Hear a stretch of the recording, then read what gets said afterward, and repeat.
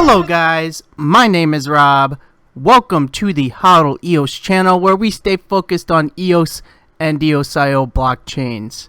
In this one, we're focusing on EOS and the many developments that have happened over the past couple of weeks that are a major positive in my eyes for the entire EOS ecosystem. Starting off with EOS Phenix. The EOS Phenix beta is now live. Some of you might think, okay, this is just another DEX on EOS. What's the big deal? But EOS Phenix is not your typical DEX. It has one key point that differentiates itself from all the other DEXs we've seen. EOS Phenix allows you, with your EOS account, to connect to the DEX and trade Bitfinex Liquidity. So you're getting the order book of a centralized exchange, Bitfinex, into a DEX that you have access to with your EOS account. You know, when I trade EOS and EOS tokens, I prefer to use a DEX. Just because, you know, you send funds directly from your wallet to the exchange, make the trade, and then once the trade executes, the funds are sent directly back to your wallet again. And the experience is amazing. The experience is just like a centralized exchange. Because it's on EOS, you're getting those half-second block times, so it's instant. If I need to cancel an order, I cancel an order. The next second, those funds are back in my wallet, ready to replace that order, which can be replaced and back into the order book within the next second. It really is the experience of a centralized exchange, but with the security of a DEX.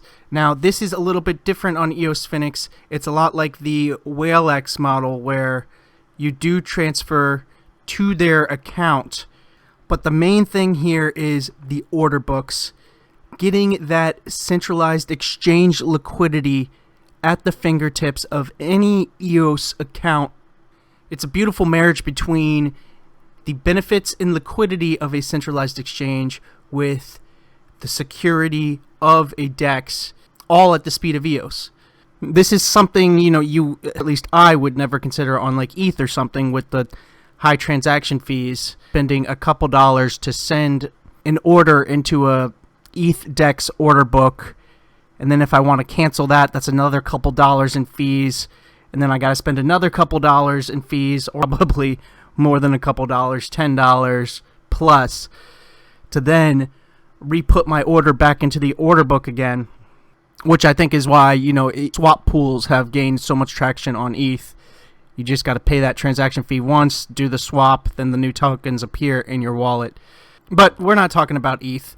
If you trade on any EOS DEXs, you know the experience. It's just like a centralized exchange with those half-second block times. You place an order, a second later, half a second later, the order's in the book.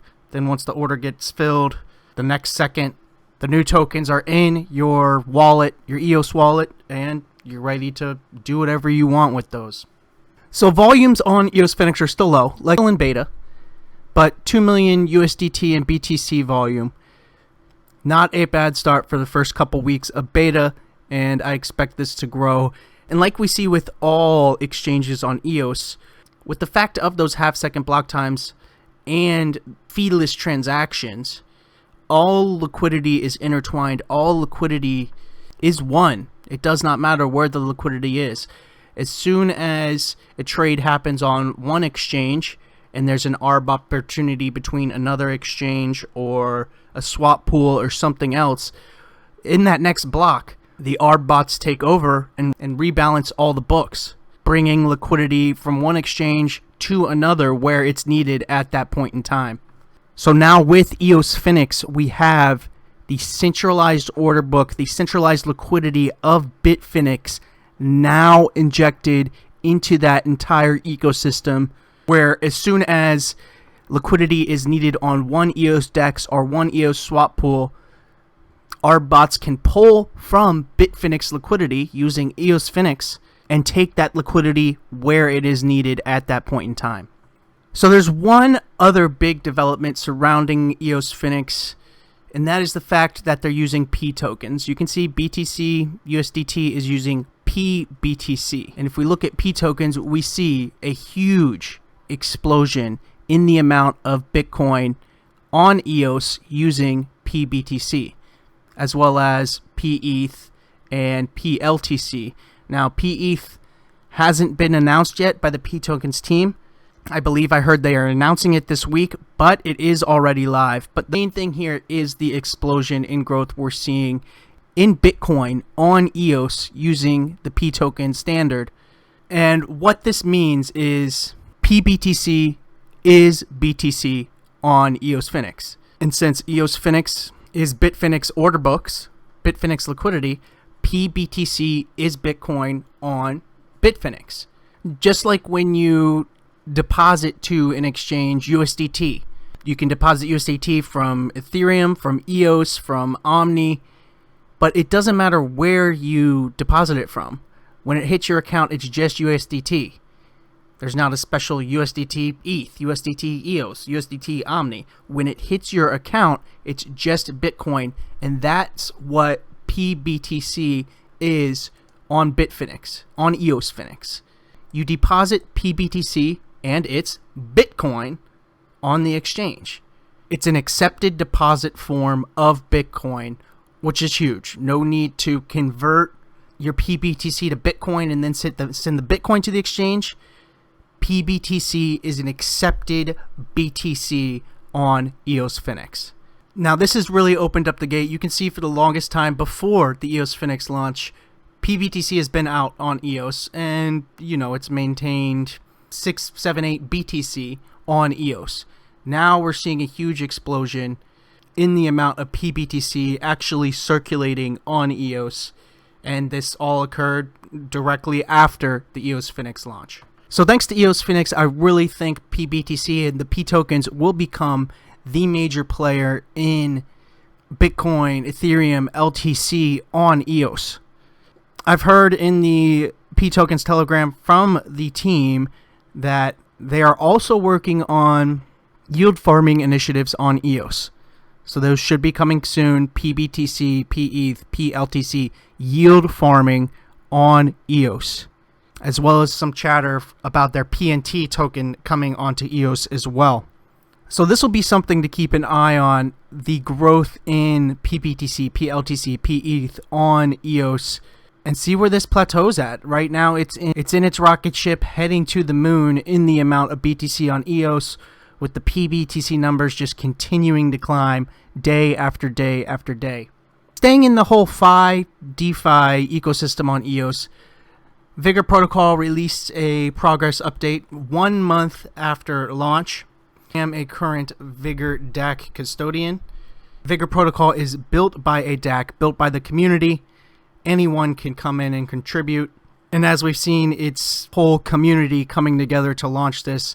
Multiple BPs, EOS USA, EOS Nation, as well as other projects like Boyd, Cron EOS, Daclify, EOS DAC, have come together to build and currently maintain and add new features to the Vigor Protocol. And if you don't know what the Vigor Protocol is, it's a borrow, lend, and save community, bringing real-world financial modeling and risk framework onto the blockchain. This is not a copy and paste of other borrow and lend platforms out there.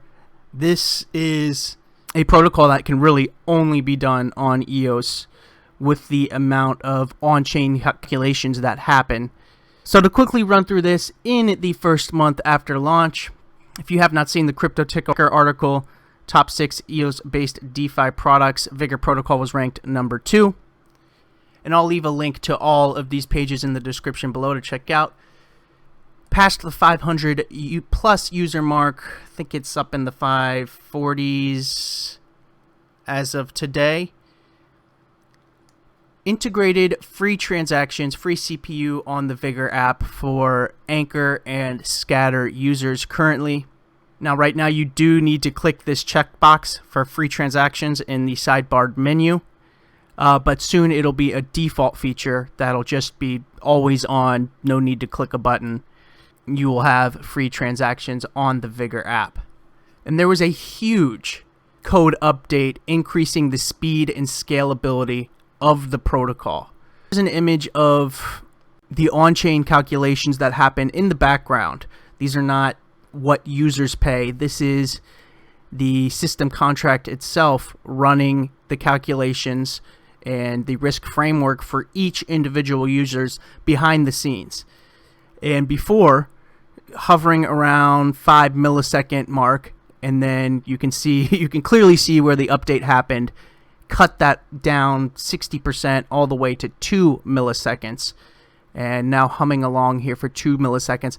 And what this means, this is just a doubling in the scalability of the protocol. So the Vigor protocol can now scale even further than before. And a couple weeks back, the Vigor app was released in Chinese, Korean, French, Italian, Turkish, Vietnamese, with more to come.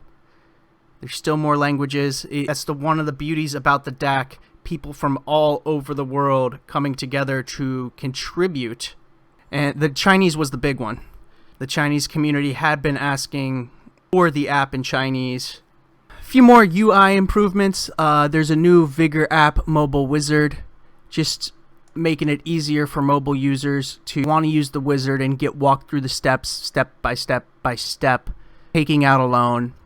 And one of the most frequently asked for features was the VIG token per day. So now under lender rewards and savings rewards, you can see the amount of VIG per day you're making, as well as in the loans section, you can see your fees in VIG per day below the borrow rate as well.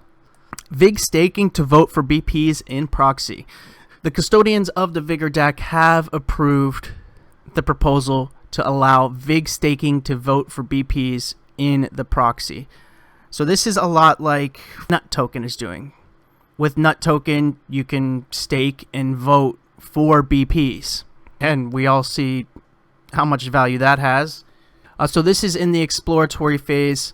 The DAC is still discussing how to approach this, whether it be built into Genpool, which the Vigor proxies use as their reward app, or if it be built into the DAC client or into the app itself. But look for the ability to stake your VIG to vote for BPs in the future. And this, this opens up a lot of different scenarios. I think the most advanced would be being able to stake your VIG to vote for BPs that pay you rewards on that VIG stake. But that's going down a rabbit hole. Let's continue on here. New DAC client testing. So one of the main focuses of the DAC ever since launch has been transitioning from the builder-focused DAC to more of a governance-focused DAC, giving more weight, more power to VIG token holders, VIG protocol users. And one of the keys in this is the new DAC client testing. Currently, the Vigor DAC is on EOS DAC, and we're exploring the option of moving over to DAClify, which offers more functionality and expandability. Anyone can jump onto DAClify and test it out. Currently, the Vigor DAC on DAClify is not a production DAC. It is just for testing, and the vote has not been made to move, but the testing has begun. Also, new BPs added. BPs, I believe it's up to 14 BPs, and this article is just a couple days old, so even more than this now. New BPs paying rewards on the Vigor Rewards proxy, and exploration of adding new tokens to the Vigor app. There's about 4 or 5 tokens ready to be listed on the Vigor app. The Vigor DAC has been coordinating with these teams, and some have announcements and want to push back their listing on the app. And I myself, I am just one vote on the custodian board, but I have been pushing hard for pBTC, pETH, to a lesser extent pLTC, but mainly pBTC. I want to see that get listed, so hopefully that'll be soon. And I don't want to say too much, but maybe once there's some news here in a week or two about new tokens being listed on Eos Phenix, the pBTC listing will come onto the Vigor protocol. And finishing it up, there's some new video guides out there walking you through app.vigor.ai, walking you through the lending pool where rewards go, and the protection on loans. So this wasn't everything from the first month of being live of the Vigor Protocol. A lot of the key points mentioned here, again, I'll leave a link to this down in the description below. I had another 15 minutes of video recorded, but we're already 15 minutes into this one, so I'm going to put that into another video and publish that soon.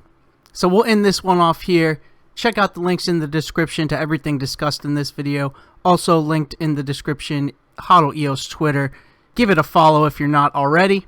And if you're looking for EOS tutorials, check out eosio.support. We are continuing to update this constantly with different tutorials based around everything EOS and EOS.io. Linked in the description. That's going to do it for me for this one, guys. Subscribe for more. Hit that notification bell to join the HODL gang. That's it for me. See ya in the next one.